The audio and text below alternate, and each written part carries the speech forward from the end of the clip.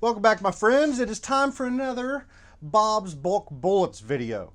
Right, we've been testing this 55 grain full metal jacket boat tail from 223bulkbullets.com. Hopefully you've got yours. We're just getting started with this guy. We've tested some primers. We've done some, initial accuracy testing, and then we tested for the best primer. Today I want to test for the best crimp. I've come up with an overall length of 2.215. Puts the candelure just at about the right spot. It allows a little bit there in case we get some longer cases or something, whatever. It's about the right height for this candelure.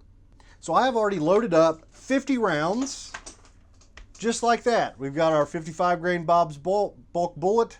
We are shooting 25.0 grains of H335. That's the same one of the loads we shot in our primer test video. For primers, we're using the overall winner from our primer test, the Federal AR Small Rifle Match Primer.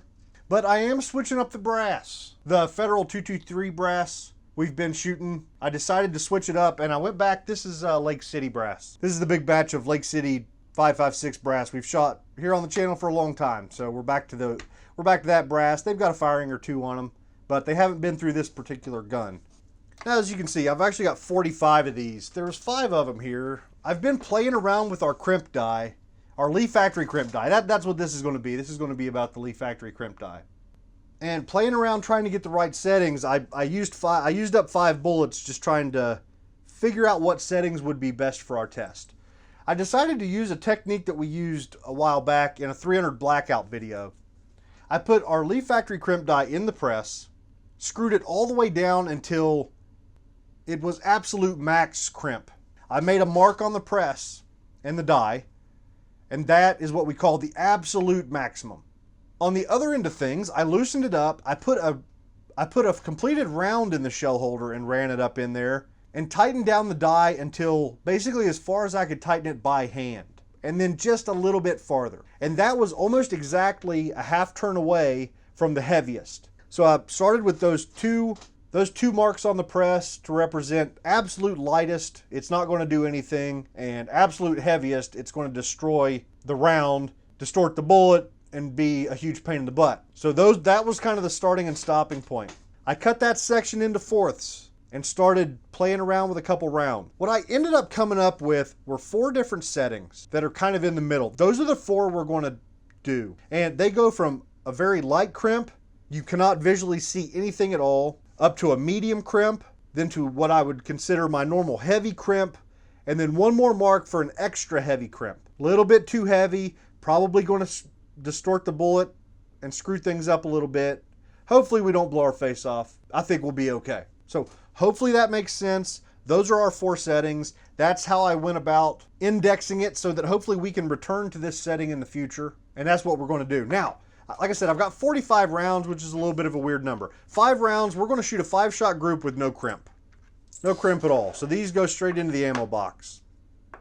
So what we've got left are 40 rounds, and we've got 4 different crimp settings we want to test. So let's shoot 4 10-shot groups at each of these, one for each of these levels. Another reason why I like the idea of the 10-shot group, here's what we'll do. I'll find a round for each group that is exactly 2.215. Yeah, here we go. So I'll find several rounds that are just like this, 2.215. This will be the first round into our magazine. So after we've fired the other 9 rounds and this guy gets chambered, what we'll do is eject it, and we'll take another overall length measurement to see if our bullet's holding where it's supposed to, and whether there's any difference, if we do notice anything, whether there's any difference between our different crimp levels. Hopefully that makes sense. That's the basics of our little test here today. So I'm ready to start crimping. All right, so I found a bunch of them that are exactly 2.215. So these are the ones I've marked the shoulder with a little bit of purple. So those are the guys we'll monitor overall length out on the range. All right, so this is the last guy right here. I found it really interesting. I mean, that's under a quarter turn of the die, our total settings from heaviest to lightest. And it really does make a whole lot of difference. We might not be testing small enough intervals. If we find much better performance with one of these. I mean, it may be worth exploring that section of the measure, of the adjustment in even finer detail. But for now, let's shut up. Let's take our 45 rounds and get out to the range. Okay, we've got a target at 100 yards. This gun has an 18-inch white oak armament barrel. I'll have all of the other details about the gun down in the description. So we're going to start out with no crimp. These are the 5 shots with no crimp. Far left dot, and you guys are going to need to remind me to stop on that last shot and take our overall length measurement, because I have a feeling I'm going to forget sometimes. But that wouldn't be good. So, all right, here we go. No crimp.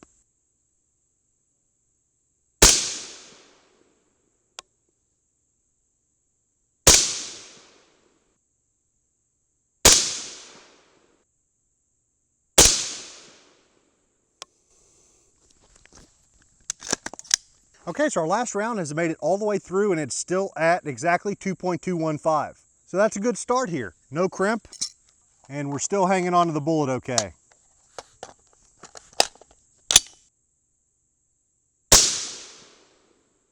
So I've labeled my target incorrectly. The next dot over is supposed to be the light crimp. I want to shoot the extra heavy crimp next, all the way over to the right. It should have the big difference between the one we just shot. So I want to see what the difference is here while the barrel has similar heat, similar fouling, all of that crap.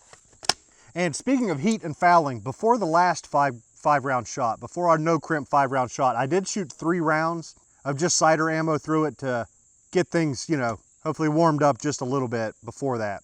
All right, next up, far right dot, extra heavy crimp. 10 rounds.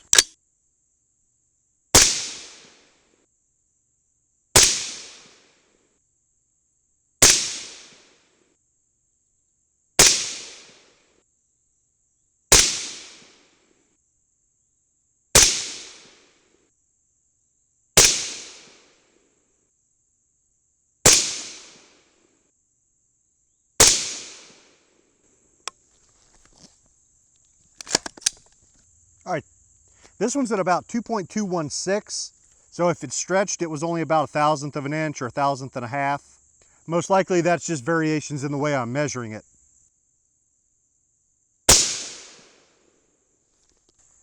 Okay, velocity 2925 with a 33.9 feet per second standard deviation. So we only gained 19 feet per second over no crimp. I thought we might pick up some more, and our standard deviation was worse. All right, to continue our theme of making this target as confusing as possible, I want to go ahead and jump over to the medium crimp. This is going to be the center dot with the medium crimp.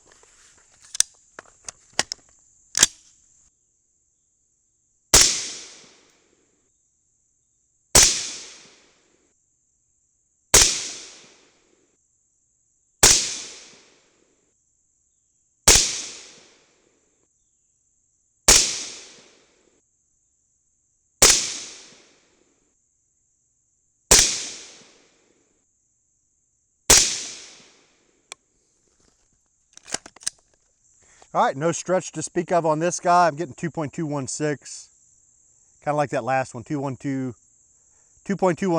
or 2.2165.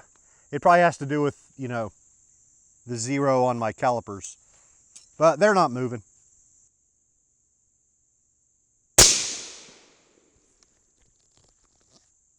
Okay, 2,920 feet per second, 22.4 feet per second standard deviation. We're not seeing a whole lot of change in velocity here, are we? And group's pretty similar. So with these 10-shot groups, barrel heating up a little faster than my normal 5-shot groups. So I'm going to take a little break before I shoot these last 20. Okay, I took a nice little break. Our barrel is cooled down. Yep, I can touch it, no problem. It's still just a little bit warm. So next up, let's shoot our light crimp. So left center.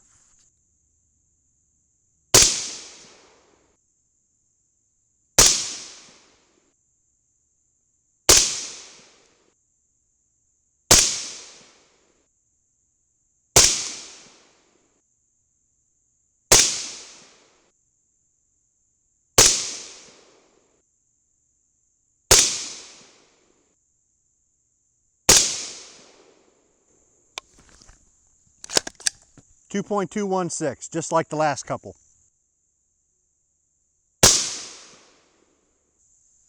Yeah, these velocities are surprising me. I mean, we're seeing surprisingly consistent numbers, especially considering how crappy the standard deviation numbers are. Huh, okay, we got 10 rounds left. They are a heavy crimp.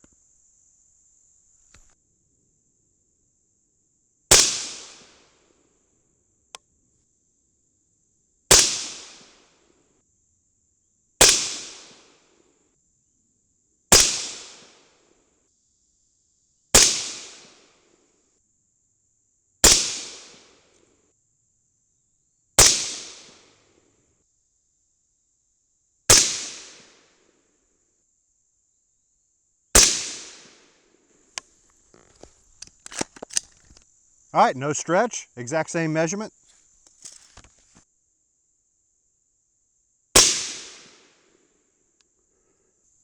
All right, so I'm scratching my head just a little bit. Let's get back to the bench. I need to think this one out.